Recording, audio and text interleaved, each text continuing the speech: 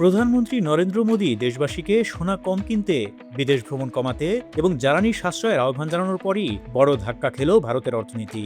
একদিনেই বড় পতনের মুখে পড়েছে ভারতের শেয়ার বাজার। একই সঙ্গে মার্কিন ডলারের বিপরীতে রুপির মানও নেমে গেছে ইতিহাসের সর্বনিম্ন পর্যায়ে।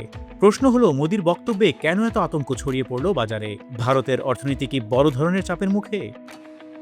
সোমবার ভারতের প্রধান শেয়ার বাজার এনএসই নিফটি 50 সূচক প্রায় 1.5% কমে নেমে এসেছে 23,815 পয়েন্টে। অন্যদিকে বিএসই সেন্সেক্স সূচক একদিনে হারিয়েছে প্রায় 1,276 পয়েন্ট। এদিকে ভারতীয় রুপির মানও বড় ধাক্কা খেয়েছে। ডলারের বিপরীতে রুপির মান কমে দাঁড়িয়েছে 95.31 রুপিতে, যা একদিনে রুপির ইতিহাসে সবচেয়ে বড় পতনের অন্যতম ঘটনা। কিন্তু হঠাৎ কেন এমন হলো? মূল কারণ মধ্যপ্রাচ্যের যুদ্ধ পরিস্থিতি এবং তেলের বাজারে অস্থিরতা। সম্প্রতি যুক্তরাষ্ট্রের প্রেসিডেন্ট ডোনাল্ড ট্রাম্প ইরানের শান্তি প্রস্তাব প্রত্যাখ্যান করার পর আবারও বেড়ে যায় বিশ্ববাজারে তেলের দাম। ব্রেন্ট ক্রুড অয়েলের দাম বেড়ে ব্যারেল প্রতি $104 ছাড়িয়েছে। আর এই পরিস্থিতি সবচেয়ে বেশি উদ্বেগ তৈরি করেছে ভারতের মতো দেশগুলোর জন্য, কারণ ভারত বিশ্বের তৃতীয় বৃহত্তম তেল আমদানিকারক দেশ। এর মধ্যেই দেশবাসীর উদ্দেশ্যে সংযমের বার্তা দেন নরেন্দ্র মোদী। তিনি অপ্রয়োজনীয় বিদেশ ভ্রমণ কমানো, সোনা কেনা সীমিত করা ও পেট্রোল ডিজেলের ব্যবহার কমাতে এবং আবারও ওয়ার্ক ফ্রম হোমে গুরুত্ব দিতে দেশবাসীকে আহ্বান জানান। মোদীর ভাষায়, ভারতের বৈদেশিক মুদ্রার রিজার্ভ রক্ষা করতেই এখন সবাইকে দায়িত্বশীল হতে হবে। কিন্তু মোদীর এই বক্তব্য বাজারে উল্টো আতঙ্ক তৈরি করেছে।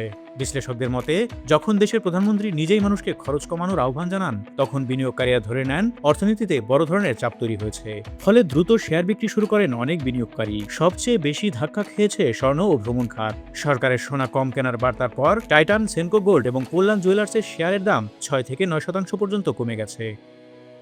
অন্যদিকে বিদেশ ভ্রমণ কমানোর আহ্বানের প্রভাবে হোটেল ও ট্রাভেল কোম্পানিগুলোর শেয়ারেও বড় পতন দেখা গেছে। Indian hotels, lemon tree, Thomas cook এবং যাত্রা অনলাইনের শেয়ার দরও কমেছে উল্লেখযোগ্যভাবে। এমনকি ভারতের বৃহৎ বিমান সংস্থা ইন্ডিগোর শেয়ারও প্রায় 5% পড়ে গেছে। তেলের দাম বৃদ্ধির কারণে চাপে পড়েছে জ্বালানি খাত।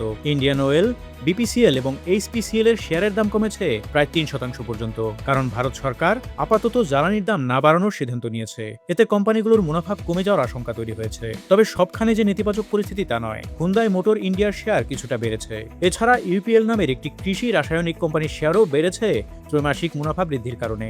সব মিলিয়ে এখন সবচেয়ে বড় প্রশ্ন হলো, ভারতের অর্থনীতি কি দীর্ঘমেয়াদী চাপের মুখে পড়তে যাচ্ছে? কারণ একদিকে যুদ্ধের কারণে তেলের দাম বাড়ছে, অন্যদিকে বৈদেশিক মুদ্রার রিজার্ভেও চাপ বাড়ছে। আর সেই কারণে হয়তো এবার জনগণকে সংযমের বার্তা দিতে বাধ্য হয়েছেন নরেন্দ্র মোদী।